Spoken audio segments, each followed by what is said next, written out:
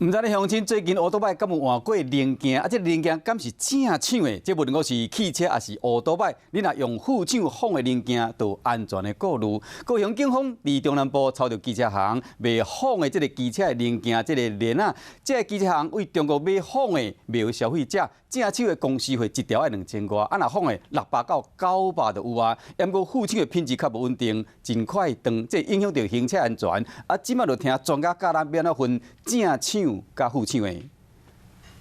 警察来到机车行，敲出一盒搁一盒假爆的链仔。伫咧中南部真侪间机车行，涉嫌为中国买俗的卡烧链仔，卖互民众趁差价。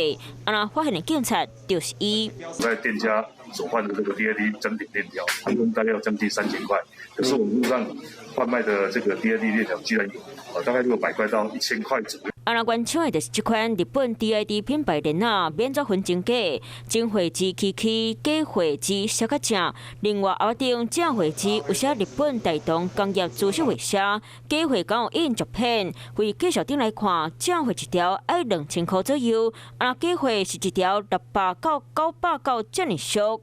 油封链条共计207件，侵权市值新台币55万。链仔品质无好，就开登去机车行头去提醒。链仔若是登去，就会出车祸，包括引擎卖故障，或者是后链驾驶贵宾车，有可能车会向向点去，互后边车弄过来。突然链条断掉，所以你没有刹车，所以等于说你会失速，然后后面的车子可能就会产生追撞这样。警察即马调查到中南部有个乌心业者涉嫌为180年1月用网络伫咧卖这假链仔，严重影响民众骑车安全。这案件嘛以违反商标法，检移送侦办。